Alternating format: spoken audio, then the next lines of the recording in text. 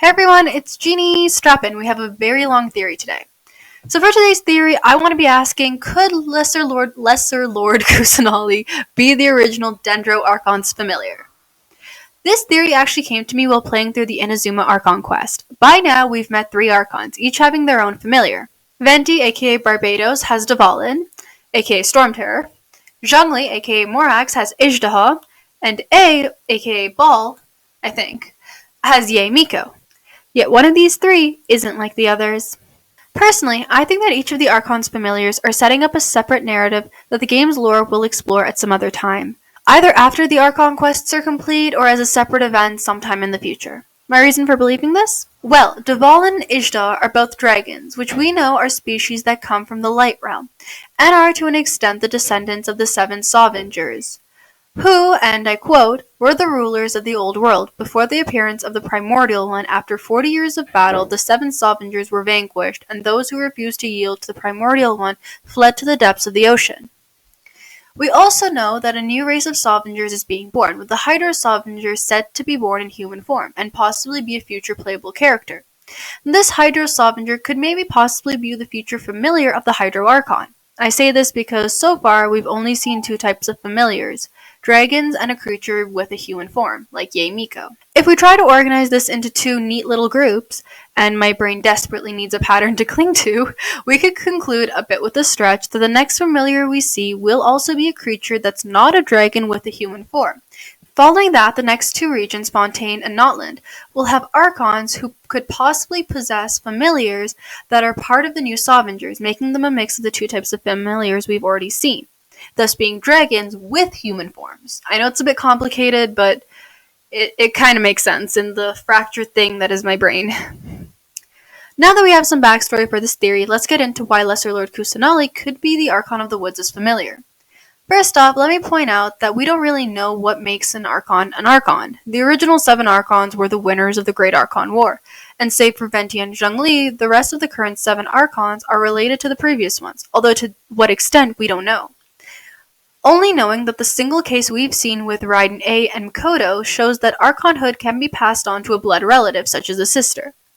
We also know that anyone with a vision can ascend to Celestia. This opens the possibility that maybe deceased vision wielders could be sent back to the Earth and become Archons. Again, with a stretch. This process could even be shortened to anyone with a vision and possibly being viewed in high regard by a previous Archon could theoretically become an Archon themselves. Now I know that the evidence is very shaky, but bear with me for one more moment. We know that a gnosis can be passed on to anyone. Senora already took Venti and Zhongli's Nosai, and A gave hers to Miko, who then gave it to Sakramush. Sakramush, I don't know how to pronounce his name. So a gnosis is a physical thing that can be passed on to anyone without consequences. Second, although Archons don't have visions themselves, their powers can be explained as stronger examples of the power within a vision. I mean, Venti and Zhongli are able to pass off as regular vision wielders.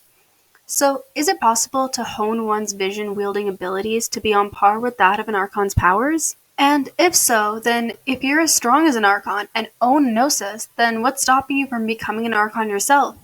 If it looks like a duck and it quacks like a duck, chances are it is a duck. Or rather, if it glows like an Archon and is as strong as an Archon, chances are it is an Archon. This line of thought may be a bit iffy, but from what we've seen in the game so far, these loopholes technically exist. And if someone has the wisdom to exploit these loopholes, then what's stopping them from passing down Archonship to a person they trust the most in this world? Say a blood relative or a familiar. Now why Kusanali? Why was she chosen to become the next Archon of Wisdom, especially if she's so young, in Archon years at least? Why her of all people? Well, it's safe to say that the previous Archon of the Woods must have trusted her immensely to crown her responsibility over Sumeru, and wisdom as a whole. Now, there is a list of possibilities as to who Kusanali could be that would make the Archon of the Woods trust them so much. Since she's so young, she could be the previous Archon's daughter, although I doubt that, since we haven't really gotten any characters with parental ties, only siblings. She could also be his younger sister, but because we've already seen this play out in Inazuma, I doubt that we'll see it again in Sumeru. She could also just be some clone or variation of the God of the Woods, which would allude to the Dendro Slimes. But no, I think that Kusanali is going to be a familiar, all because of her name, or rather what her name means. Little Lucky Grass Fairy. I probably lost all of you by now, so let me explain. In Persian mythology, one of the most popular mythological creatures is a petty. And although there's no direct translation to describe a petty, they can generally be viewed as both fairies and angels, or at least in a Zoroastrian and Persianate narrative. They fill the role that angels and fairies would in a European narrative. A petty's role in a narrative varies. Sometimes they're described as tiny young girls whose faces can spread joy and laughter amongst humans. Sometimes they're older ladies who act as personal assistants and messengers to the Zoroastrian deities. And sometimes they're the leaders of divine armies set out to assist the Elohes in fighting the Devas. Like I said, their roles vary, but overall they're described as beautiful women with large wings, who are also in close relationship to the divine, almost like a familiar would be, especially the familiars we've seen in Genshin Impact. Now there are other variations of petties, but these come along later after Islam became the predominant religion in the Middle East, so I'll be ignoring those narratives for now. So how much does this tie in with Kusanali? Well, she is a little lucky grass fairy, so she could very easily be based on a petty. This would further connect her to the Archon of the Woods as his messenger and assistant, who in terms could also be viewed as his familiar. When the Archon of the Woods quote-unquote dies in Khaenri'ah, he probably relinquishes the role of Archon to the only other person aware of everything going on in Sumeru, his assistant, his messenger, his familiar Kusanali. This could also be why in some translations she's always referred to as Little Ruler, because some petties, especially the younger ones, were much tinier than humans. There's also another piece of evidence I'd like to propose. A bit it's a stretch, but it's so obviously placed in plain view that it would be just wrong not to mention it. In the underground camp in the chasm in front of Kadev, a Sumeru NPC's tent, there's a tiny little bird stuck in an iron cage. Well, in the lore about petties, the divas would try to capture them, and once they did, they would imprison them in iron cages, as iron was the only thing that could physically harm a petty.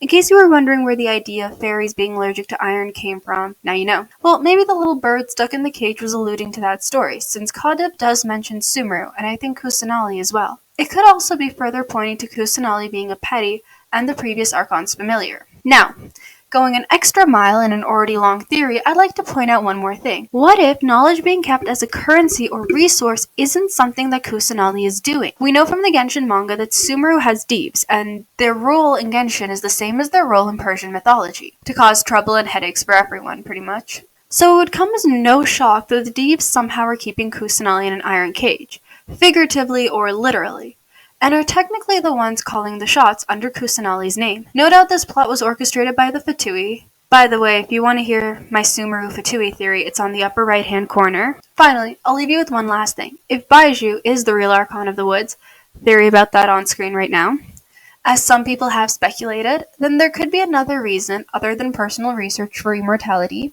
that persuades Baiju to keep Chi-Chi around. Both Chi-Chi and Kusanali are young girls. According to the leaks, Kusanali has the short female model type, much like Chi-Chi, who have, in their own rights, lived eternities. Chi-Chi is a 100-year-old plus zombie, and Kusanali is roughly 500 years old, if not more. They share a lot of similarities. To Baiju, Kusanali could have been like a daughter, and I imagine for him it's like losing your child, only to become the legal guardian of another child. Obviously, you're going to project your own child onto your new child. It's a sad reality, but it could be one that points another narrative in the game's lore. Well, everyone, it's been a very long theory, but I hope you all enjoyed. Please remember to like, comment, and subscribe. And as for the 2 other videos previously mentioned, they'll be in the description of this video down below. Thanks so much. This is Jeannie signing off.